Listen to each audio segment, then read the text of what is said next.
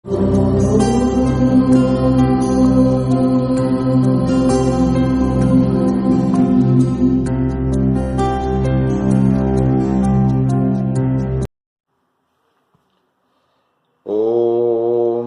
जय श्री कृष्ण। मित्रों, स्वागत है आप सबका आदर्श धर्म सनातन धर्म की अनसुनी रहस्यमय धार्मिक कथा प्रसंग के प्रश्नावली कार्यक्रम में।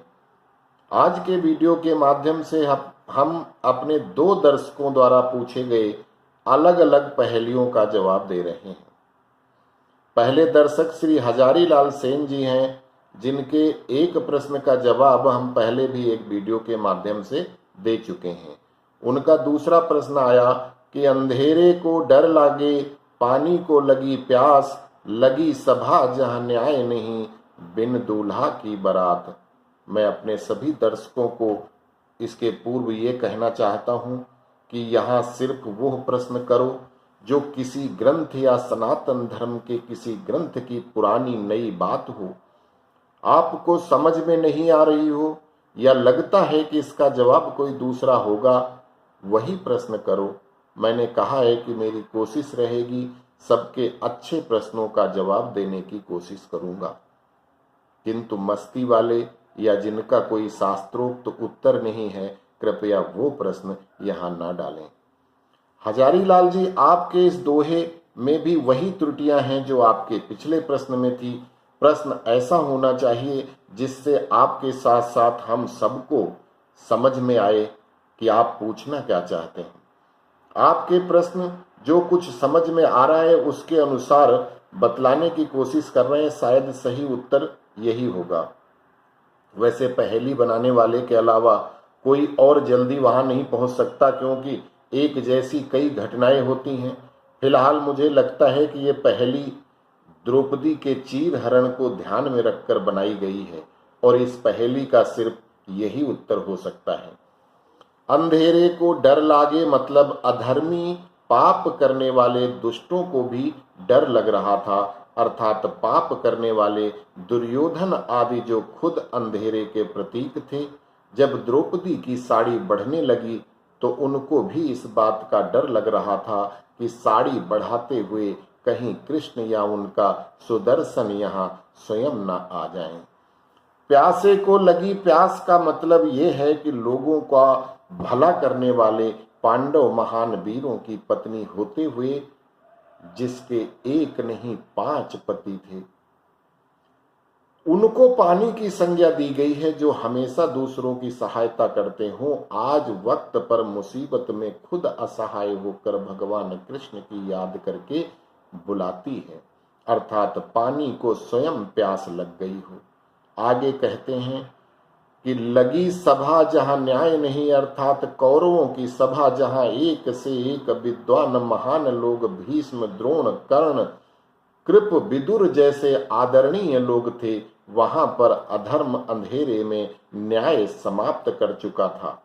राजा स्वयं अंधा था, इसलिए आपकी पहेली का अंतिम भाग बिना दूल्हे की बारात यहाँ चरित्रार्थ होती है कि उस सभा में राजा नाम का कोई नहीं था, वो सिर्फ एक अंधा बैठा था।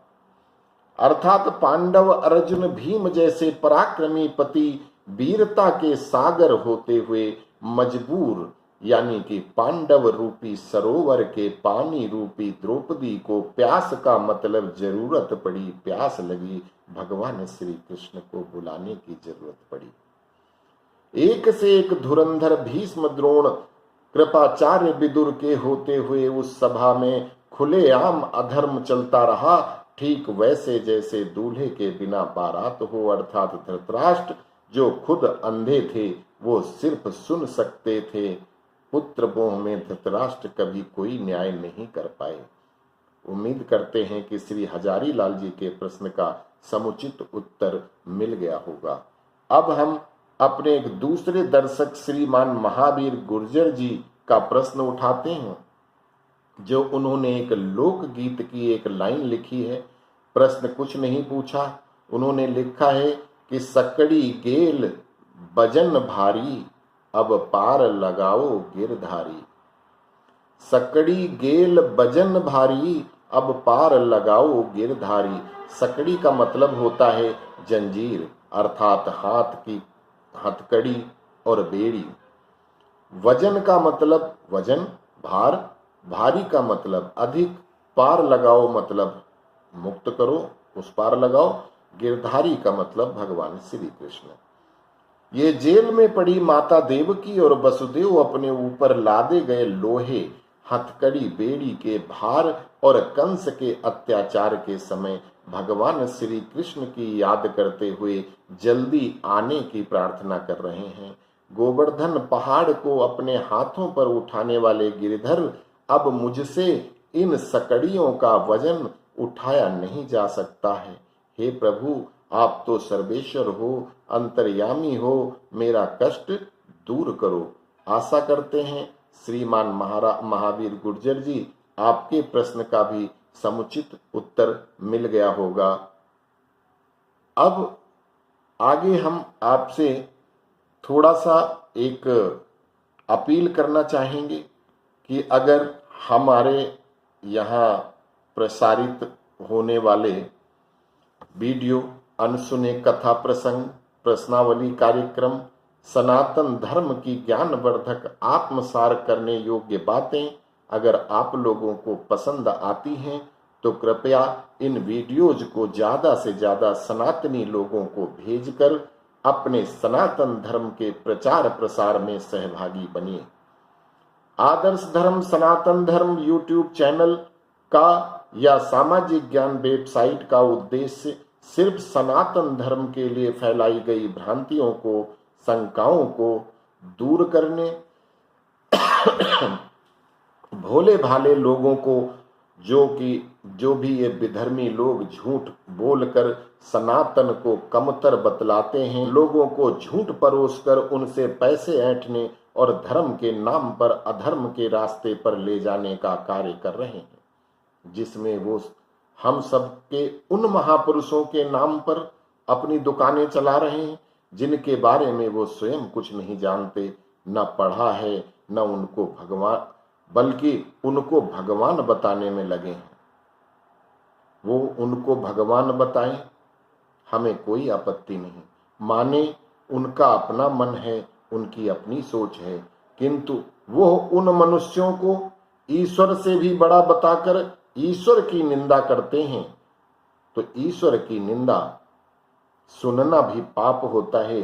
गोस्वामी जी ने कहा है कि हरिहर निंदा सुन ही जो काना, हो ही पाप गोघात समाना।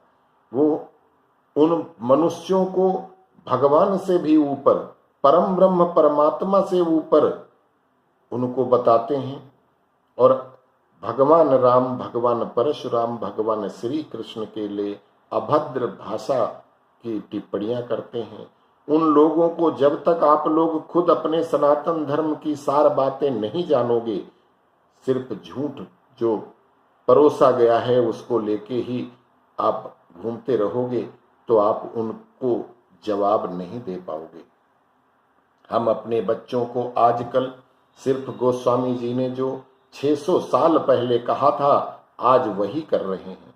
गोस्वामी जी ने कहा था कि कलयुग में लोग अपने बच्चों को क्या शिक्षा देंगे कि मात पिता बालकन बोलावहीं, उदर भरे सोई जतन सिखावहीं। अर्थात हम लोग अपनी संतानों को धर्म कर्म का एक भी संस्कार क्या दे रहे हैं? नहीं ना। हम सब उनको 3 साल की उम्र से वही पढ़ाई पढ़ा रहे हैं जिससे उनके पेट भरने का जुगाड़ हो। जो धर्म था क्यों बचा रहा? हमारे सारे इतिहास, पुराण, रामायण, महाभारत, वेद सब कुछ जलाने के बावजूद अगर हमारा धर्म जिंदा है तो वो किस लिए जिंदा है? क्योंकि हमारे पूर्वज जो इन वेदों को, इन शास्त्रों को, इन पुराणों को का पठन पाठन करते थे, उनको कंठस्थ थे।